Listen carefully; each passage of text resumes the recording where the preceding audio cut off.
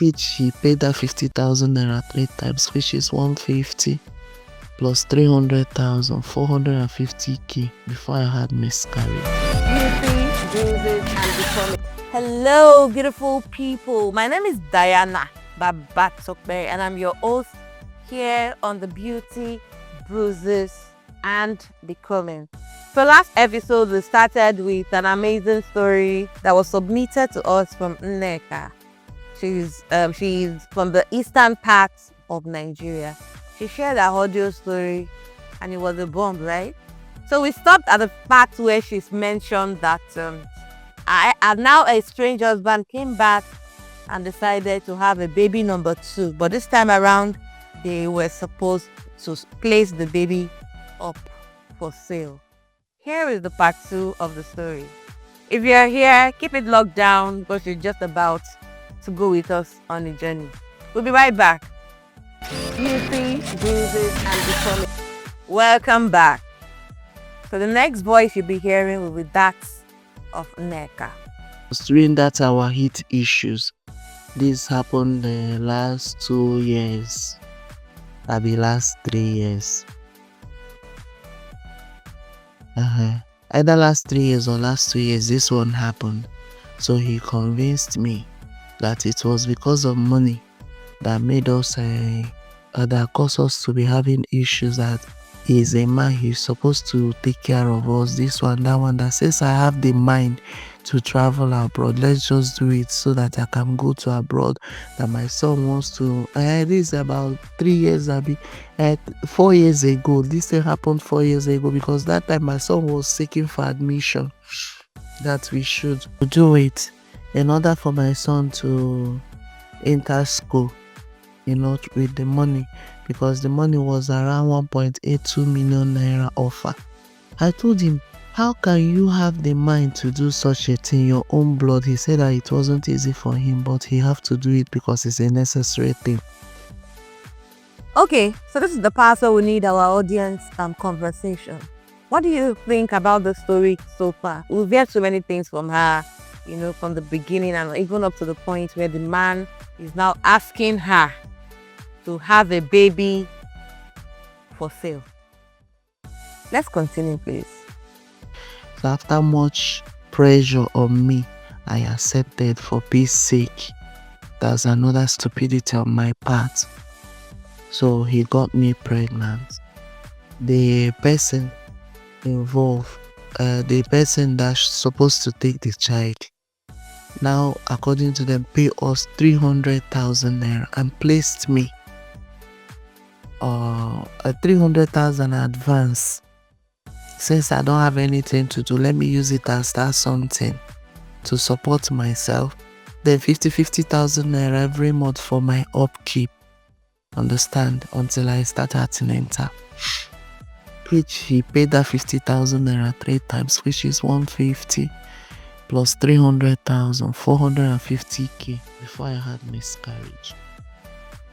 450,000 naira collected and then a miscarriage. So that one is another secret, as in another staunch secret between me and him that nobody should hear. So last year we started having issue upon issue, so I decided to leave him for peace sake. Let me just give him a break to see how he will cope without me. Maybe that way he will realize how much he loves me and come back. So I traveled to Omahi, I got a job. I traveled to Omahi, which he was aware of. I told him, though he was not happy that I'm leaving then, but I told him it's necessary that I go so that I will have something doing. Since the shop I suffered so much to open, he could not allow me to stay there in peace. It's always one problem or another. Ever since I opened that shop that should have bring us together, that it has been one problem or the other. So let me just give him the chance to run the shop alone while I will look something doing. And besides, before meeting him, I have my own dreams that I have to pause in order to support him because of how committed he was then. So I traveled to Omaha. We were talking, but gradually our communication started dropping, and I don't know why. So one day around September, I started having pains on my breast, which everybody thought it was cancer. So I said, if it is cancer, I need to come back home. Let me stay with my family. I cannot stay alone in Omaya. And I came back to be with them, all of us, both the kids. I came back home to stay with them. Let me see what will unfold. From there, I have to go to hospital for checkup. As God may have it, they said it's not cancer, but I need to treat it in order to prevent it from causing cancer. But the treatment was intense and very expensive, and I don't have such money. Now, in that position, the pressure was much on me because this is matter of money. And so it's a whole lot of things going on here with one person. After she had the miscarriage, she had a problem with her breast. She was scared it was cancer, but thank goodness it wasn't. But then she now needed funding, to sort our medical bills out. All for Nneka. Let's continue.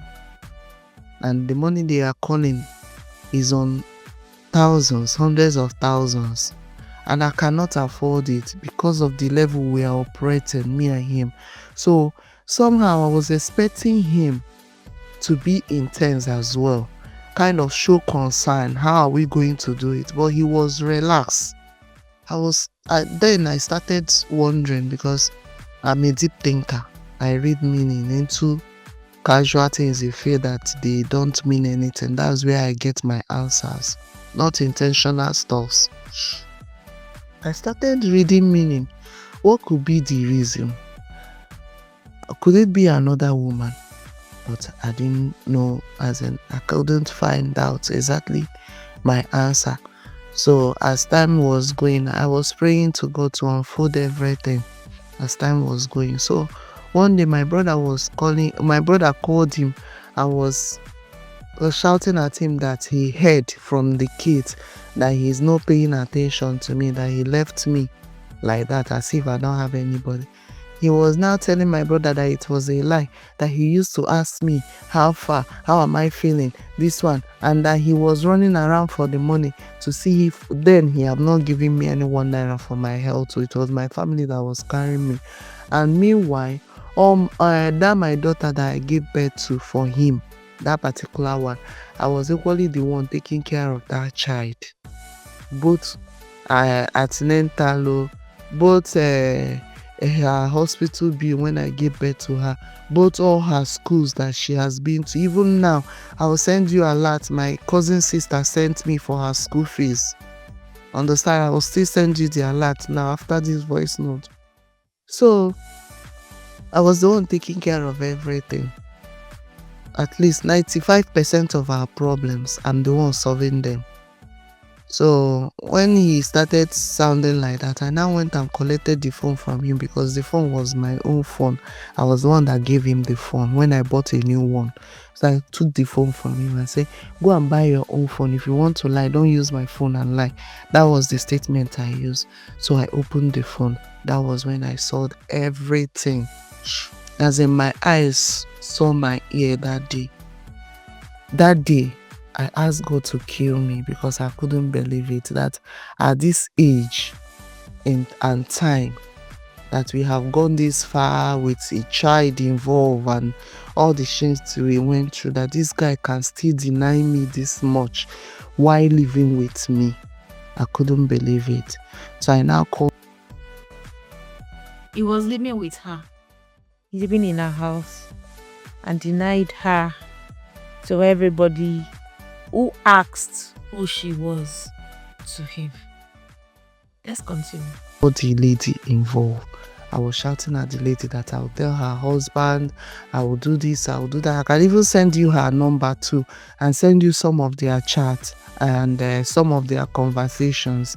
I was like, I called the lady. I was shouting. The lady, in order to prove to me that she was innocent, she started telling me things, both when I did runs, both when we wanted to sell the child, but this time around, that he is not in support, that he was just managing me to see if I can change.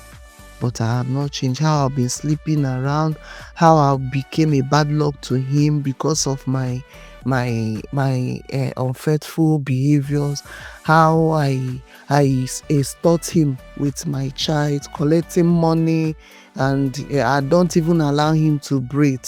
That I'm a bad woman. That's why he have not married me. That he only went for introduction, but because of my bad character, he could not continue to marry me. Why this guy was the one begging me to come and finish everything, my bride price. I said no. That what I'm saying is not what I saw when I accepted you. That if you should pay my bride price now and I decide to leave tomorrow, it will be as if I cannot maintain marriage. There is another dent on me. And I warned you, I ask you, say that you will stay in this relationship. Now look at what is happening. My sister, I couldn't believe it. Even as I'm talking to you, this thing happened last year, September and October. Even as I'm talking to you, I've not been able to get over it. Every of our secrets, years back secrets, I thought was gone and buried. This guy told the girl. So when I asked him, he started crying. I said, but the girl told me that you were crying like this when you were explaining to her, and she has been the one taking care of you, giving you money. It's not as if that you are going after a woman you are spending on. We are the ones taking care of you. And to crown it all, even your mother, the girl now sent me the one his mother talked about. Even your mother pisses me too. That means all this while that your mother said that she had forgiven me, even though I don't know what I did to her that needs forgiveness, that she had forgiven me and that she have accepted me as her daughter-in-law. Truly, she have not. For her to even open her mouth and beg the girl to save you from me. How can you be this wicked, living with me, telling me how much you love me every day, and you are saying shit like this about me? That means if that girl convinced you to kill me, you would have poisoned me. As in, even that sickness that brought me back, he told the girl that I just came back, that he don't know what is wrong with me, where I carried one sickness and came back, but he have not even have my time. That means it was intentional to neglect me. My sister couldn't believe it. I have to look for a house, run around, connect to one or two friends, raise a little money, and got myself a house, take my children. But he did not stop there. He started telling people how he paid for the house rent, how he has been taking care of the children, but I turned the children against him. I said, since you said that you are the one taking care of them, and me and you know that we are not taking care of them, no problem. That was when I went to welfare, so that they will bring him to be taking care of as in his own daughter, not to talk of my children, the other children that are in high institution, because my cousin is helping in that aspect. That my cousin sister I told you about, she's really helping in that aspect. So when I went to welfare, he started giving excuses. First, he said that he'll be giving 10,000 naira. She took him to welfare in a bid to get him to carry on his responsibility on his daughter, not on her two previous children.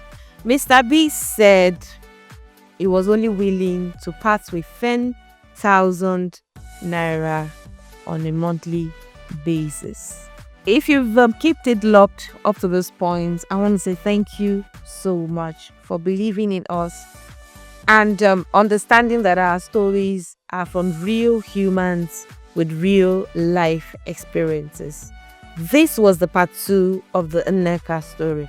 Obviously, this is more than what can run just only on 2 parts. See you on the next one. My name is Diana. Keep it locked.